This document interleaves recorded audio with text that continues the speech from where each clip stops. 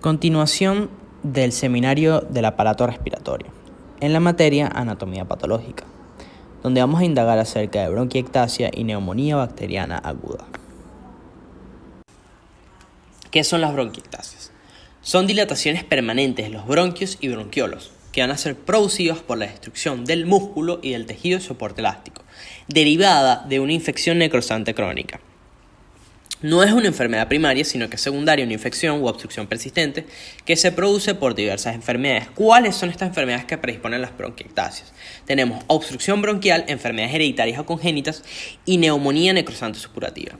Dentro de la obstrucción bronquial, las causas más frecuentes son tumores, cuerpos extraños y ocasionalmente impactación por moco. Dentro de la neumonía necrosante o supurativa, particularmente por gérmenes virulentos, como sucede en los estafilococos aureus o especies de Klebsiella, que pueden predisponer las bronquiectasias.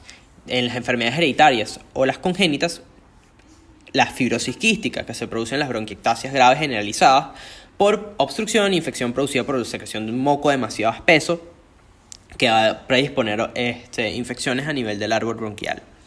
También los estados de inmunodeficiencia, como la deficiencia por inmunoglobulinas, que es probable que también aparezcan bronquiectasias debido a que hay un aumento en la susceptibilidad de infecciones bacterianas repetidas. Etiopatogenia. Tenemos que aquí se encuentran dos procesos cruciales y entrelazados, que van a ser la obstrucción y la infección crónica persistente. Cualquiera de ellos puede aparecer primero. Entonces, ¿qué sucede? Hay una alteración en los mecanismos de eliminación por la obstrucción, por lo que pronto se va a producir una infección secundaria que va a ser persistente con lesión en las paredes bronquiales, lo que va a causar el debilitamiento de las paredes y su posterior dilatación. Podemos dar un ejemplo de como sucede en la obstrucción producida por un cáncer de pulmón primario o un cuerpo extraño, que va a alterar los mecanismos de eliminación, va a producir la infección secundaria, porque va a proporcionar así un terreno fértil para la infección. La consiguiente lesión inflamatoria de la pared bronquial y la acumulación de exudados distienden aún más las vías respiratorias, lo que va a producir una dilatación irreversible. Así se observa un pulmón a nivel macroscópico con bronquiectasia. Morfología. Dentro de la morfología tenemos dos aspectos muy importantes, que son los aspectos macroscópicos y los aspectos microscópicos. Dentro de los aspectos macroscópicos, los bronquios van a aparecer dilatados con secreciones mucopurulentas y tapones de moco en su interior. Las vías respiratorias pueden estar dilatadas hasta 4 veces su diámetro habitual, y en el estudio macroscópico del pulmón se las puede seguir casi hasta las superficies pleurales. Por el contrario, en los pulmones normales, los bronquiolos no pueden identificarse mediante el estudio macroscópico habitual, más allá de un punto situado a 2 a 3 centímetros de la superficie. Entonces, ¿qué podemos observar a nivel microscópico? Que su pared bronquial está infiltrada con células inflamatorias. Los elementos que la componen van a estar destruidos y van a ser reemplazados por tejido fibroso, y su superficie epitelial se encuentra ulcerada, con pérdida de células ciliadas, y las áreas adyacentes se van a encontrar inflamadas y fibrosadas, lo que puede llegar a destruir los tabiques alveolares y formar zonas enfisematosas. También las arterias bronquiales van a estar dilatadas y se van a estomazar las arterias pulmonares, lo que va a predisponer el sangrado, que ya vamos a ver la evolución clínica. Entre las manifestaciones clínicas se encuentran tos intensa y persistente con expectoración de esputo, muco purulento o gases fétido. El esputo puede contener estrías de sangre y puede producirse hemoptisis franca, y con frecuencia los síntomas son esporádicos y son precipitados por infecciones de las vías respiratorias altas o por la introducción de nuevos gérmenes patógenos. Pueden aparecer acropaquias en los dedos de las manos. En las bronquiectasias graves y generalizadas aparecen defectos ventilatorios obstructivos significativos, como hipoxemia, hipercapnia, hipertensión pulmonar. Pronóstico. Depende claramente su severidad de la colonización bacteriana, por ejemplo la colonización por pseudomonas, que está asociada a peores resultados, y el deterioro puede verse a las recurrencias y al empeoramiento de la sepsis o a la hipoxia por cor pulmonale. También el tratamiento actual con mejores antibióticos y fisioterapia.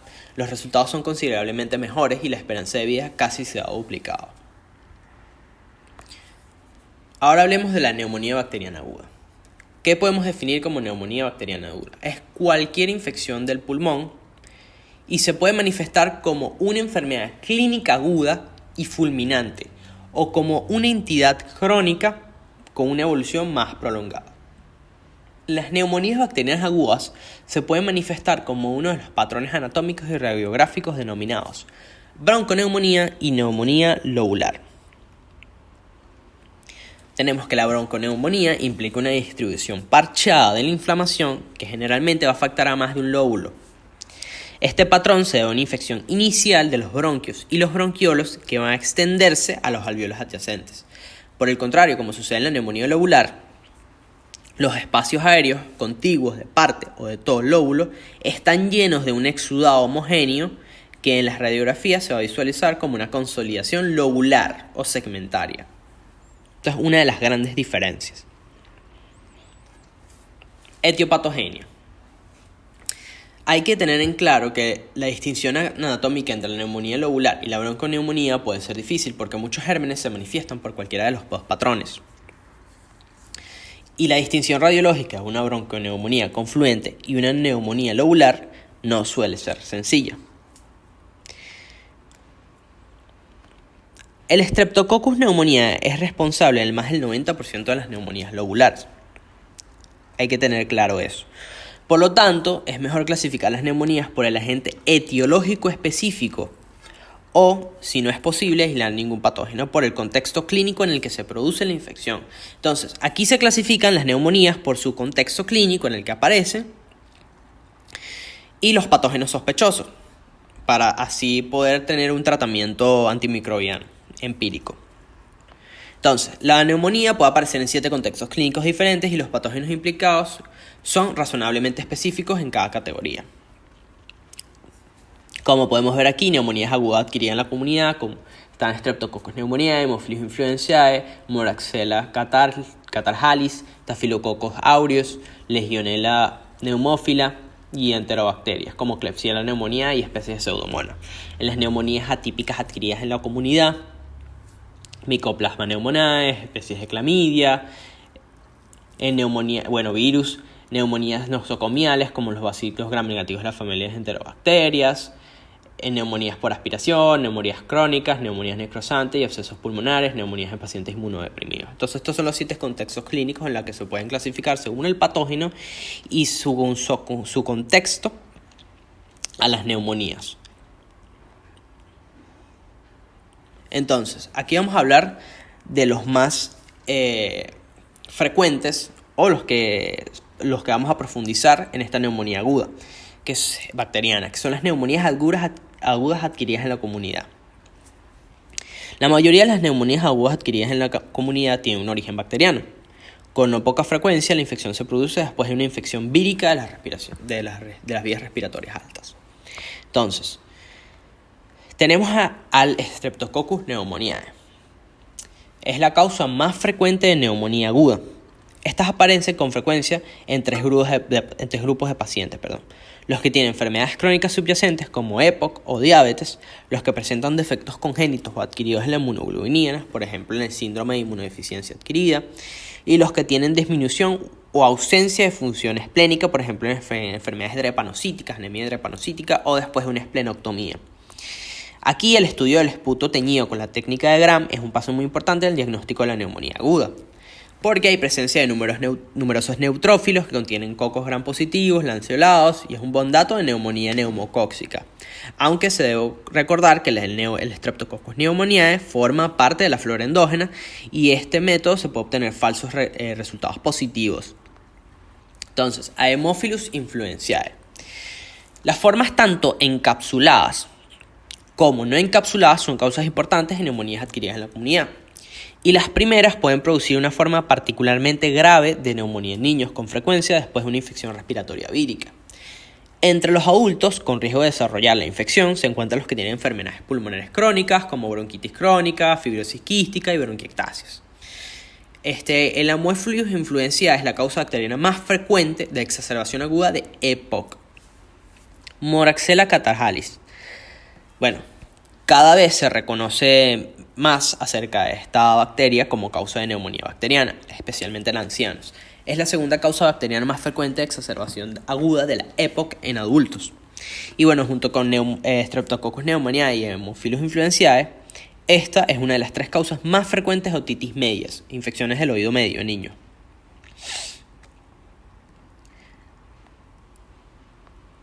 Staphylococcus aureus. El Staphylococcus aureus es una causa importante de neumonía bacteriana secundaria en niños y en adultos sanos después de enfermedades respiratorias víricas, como por ejemplo en sarampión en niños y gripe, tanto en niños como en adultos. La neumonía estafilocóxica se asocia a una elevada incidencia de complicaciones como abscesos pulmonares y empiema. Klebsiella pneumoniae. Esta es la causa más frecuente de neumonía por bacterias gram negativas. Con frecuencia afecta a personas debilitadas y malnutridas, particularmente alcohólicos crónicos. Pseudomonas aeruginosa.